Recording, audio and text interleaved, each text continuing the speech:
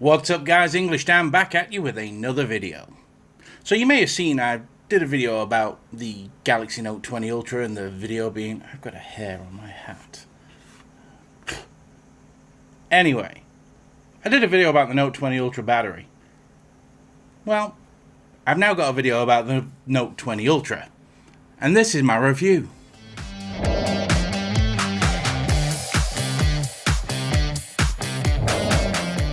Alright guys, welcome back. So yeah, I've had the Note 20 Ultra for a while now. In fact, this is my second Note 20 Ultra because the first one got sent back because they think it had a problem with the battery. Well, I got this as a replacement and I'll get more onto the battery life of this thing in a moment. But let me just tell you my overall feelings on this device. So we all know the specs of this. They've been, I'm not doing an unboxing. If you want to see an unboxing, there's probably 3,000 of them on the internet right now. So you can do an unboxing video. I'm not offended if you leave and go and watch an unboxing and then come back. But make sure you come back. You get me? So what's it like using this phone every day? Well, it's big, and a Note is always big. 6.9 inch screen, it's always going to be big. Sadly, they don't have the headphone jack anymore. The S Pen moved over to the other side to make way for the buttons on this side, which I'm still not used to. I still kind of find it fiddly, but it's just muscle memory, something that I'm lacking. I mean, look at me. It's all fat. But, yeah. Anyway, so as I was saying, Snapdragon 865 Plus, woo, super fast, 12 gig of RAM. What? 12 gig of RAM in a phone? Hell yeah. UFS 3.0 or 3.1 storage, either way it's fast. Very, very fast. 128 gigs of storage as well. Did I just say that? Maybe, maybe not. If I didn't, I just did. Getting old, what can I tell you? Getting old. And in typical fashion, we've got a QHD screen on the front, which is the best screen you can get on any phone right now. But you can also run it in 1080p like me, because I can't tell the difference between QHD and Full HD, but you can have 120Hz, which I can see. And I much prefer it. So yeah, all glass. It's Gorilla Glass Victus, Gorilla Glass 6.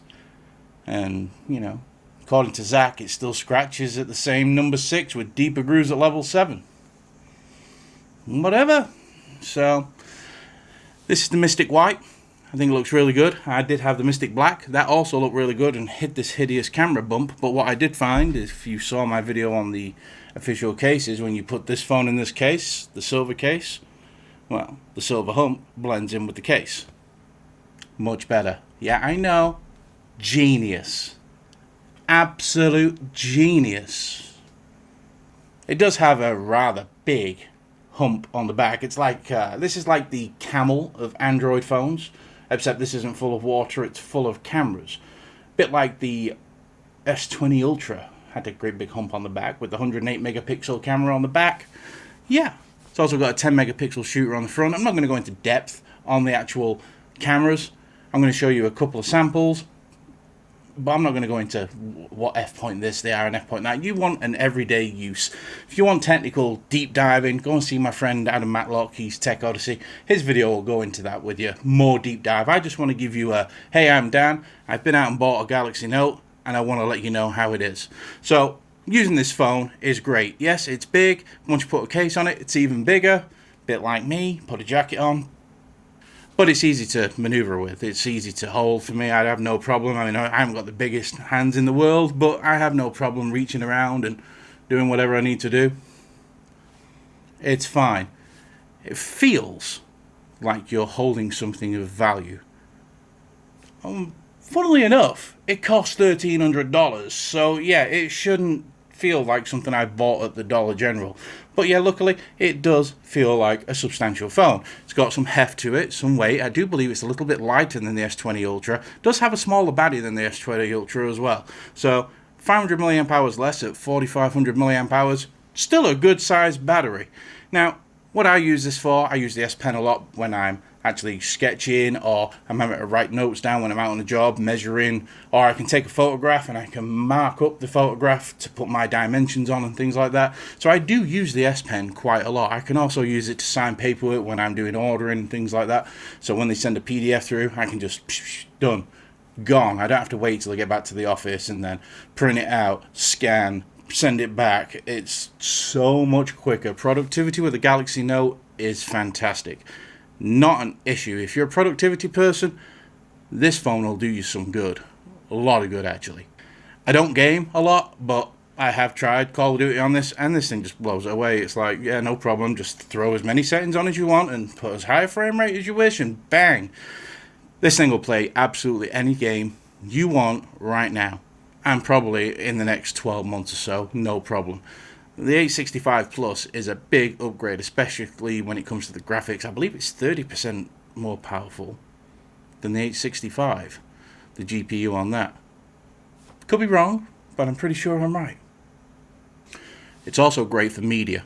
Watching movies on this thing, Netflix, anything like that, especially when you put video enhance on. I know a lot of people don't like that, but when I'm watching films or YouTube or something like that, I love the colours to pop out at me like really nice.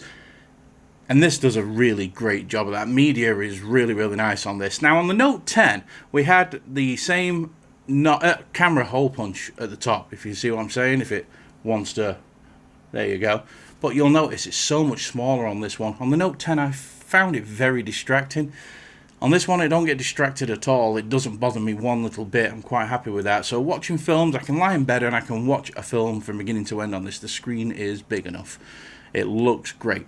And then when it comes to the sound, the audio out of this is also really good. It's loud, it's clear, and it does have some depth. I'm actually surprised at how well this does sound. It is one of the better sounding phones you can buy.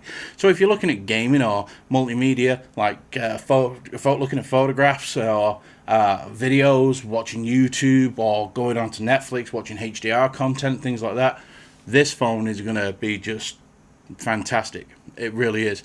Also has, as you can see me keep pressing it, an in-screen fingerprint sensor, and it's much faster than they were before. Sorry, was I not in the screen then?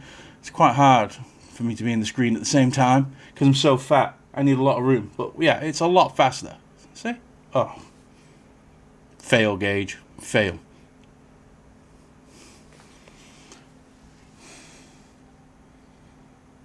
We'll try this a different way. So as I was saying, the in-screen fingerprint sensor, it's not optical, it's whatever. They have a fancy term for it, but it's not optical and it's much faster.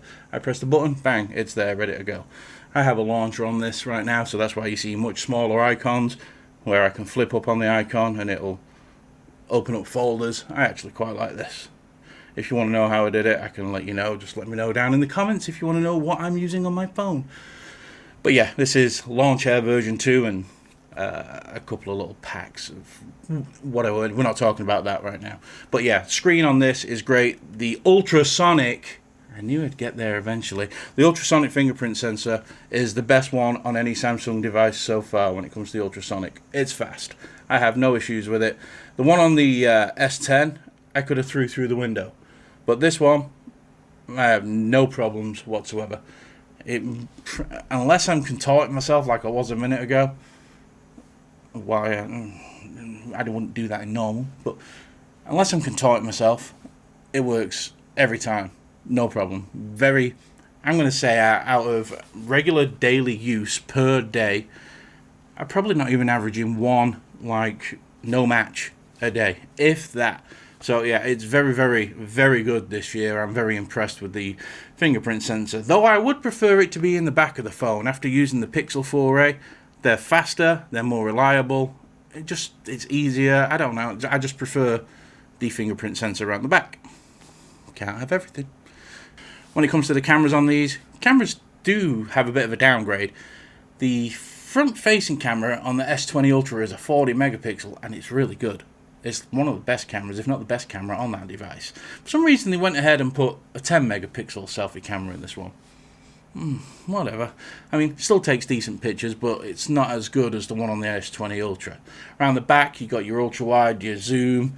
I think you can do 3 or 5 times zoom on this, and then the rest of it's software. I don't use zoom an awful lot. I do wide angle, which I prefer, and the wide angle does take some good pictures. And the main 108 megapixel no longer has that 100 times zoom mess that somebody thought was a good idea. 30 times zoom, you can get some decent pictures out of it still. I think it does up to 50. It's not that great. You're probably not going to use them at 50. 30, they're usable, but on the S20 Ultra at 100, it just looked like a blob of Play-Doh in the distance. It's like, oh look, how far I've zoomed in on that. It looks like a freshly laid dog dump. It was Alcatraz. So, Galaxy Notes. They've always been the class leader when it comes to battery life, the powerhouse. They do everything. It's your productivity device. It's going to get you through the day and probably the next day after if you use it like a regular person, not like an idiot like me. Well, let me just tell you, this battery is a bit of a schizophrenic, alright? That's the best way you can put it. It's got like dual personalities, this thing. Multiple personalities. Today, I was at 72% and I had 2 hours and 55 minutes of screen on time. That's great. That's really good. 2 days ago, I got a total of 4 hours screen on time. I'm not lying. I don't know what's going to come of this on each day. Now, I don't know whether it's something to do with the Samsung software or something like that. I have reset this device. Nothing's really seemed to have helped it. What I will say is, when you first pull this out of the box, you're going to get 8 or 9 hours screen on time. When you do a factory reset, your first day, you're going to get 8 or 9 hours screen on time. Every day after that, it's like spin the wheel. Where's it going to go? We don't know. It's just literally, it's that hard to tell. Some days I'm getting great battery life. Other days with the exact same usage, I'm getting absolutely dire battery life. So, when it comes to battery, this thing's a bit of a miss, which is a shame. The last time we had a Note that wasn't very good on the battery was the Note 8. And it's not that it's not very good on the battery, it's just it wakes up some mornings and decides, I really don't want to do today, and just doesn't do it. So, I mean, I suppose we all get like that. But then again, I'm me and I'm allowed, and so are you and you're allowed. This isn't. It's meant to work all time, every time. But yeah, and I'm also hearing that the Exynos version is the same. Some people are getting wicked screen on time, and then some people are getting 3 and 4 hours. Samsung really need to look at that. There is a problem. You can make your phone perform differently to give you better battery life, but why are you going to buy a $1,300 phone to make it run like a Galaxy S9? I mean, it's alright running on medium power savings. You're using 70% of the CPU. So let's go to a Snapdragon 855. Just go and buy a Note 10. You're going to get the same performance out of it if you're going to do that, and probably still better battery life. So, yeah, if battery is important to you and you need to be consistent with battery and you don't have a charger on hand, you may want to give this phone a miss, which is a shame. Because apart from that battery, I have to say, this is the best phone Samsung have ever made. It's fantastic. There's nothing in the Samsung range that comes close. The S20 Ultra, you could say it comes close, but it actually doesn't. This feels like a much more complete device. It's so fast, it doesn't slow down. I mean, it's amazing. Just a few years ago, we were talking about Samsung phones coming to a halt because it's like they deteriorate terrible. Well, this thing, it flies. It's the fastest phone I've used. It's fantastic. It gives the iPhone a run for its money easily for smoothness, opening apps, it blows the iPhone away for multitasking because we know the iPhone can't really multitask. But this thing just does it all with no problem. And then you've got DeX, and it's wireless DeX, and wireless DeX actually works quite good and gives you a desktop solution if you're in a pinch. Not saying that DeX is going to take over your PC or your MacBook, but it's going to give you something where, you know, if you need to do some productivity, type out script or notes or things like that, you can do it with a keyboard and a mouse attached to this. Bang, it's done. You've got that desktop-like experience. I really like this phone. I really, really do. Is it worth $1,300? Maybe. Is there big problems with the battery? Yeah and no. Depends what day of the week it wakes up on and how it feels that day. I swear, if this thing had a mic jack in it, or a headphone jack, I'd probably try pouring a coffee in it every morning, because then it might actually start going. I'm just kidding, by the way. Don't look for holes to pour coffee in it. And it is water resistant, IP68 and blah blah, everything else. But yeah, the Galaxy Note 20 Ultra. As a regular person using it day to day and not going into deep specs, just from a pure user point, an honest review of a day in the life, I do recommend this phone. It is fantastic. It's the best, like I say, Samsung phone they've made yet. Nothing comes close when it comes to Samsung. The cameras are a cross between Pixel and iPhone. Pixel, not quite as good, but a step down when it comes to photography. iPhone, not quite as good for video, but just a step down. It's like a decent mix of the two, but not quite as good as the two. But it's come a long way. It really has. It still has that issue where you take selfies and you've got the smooth skin. So I'm 44. Take a selfie with the Samsung here.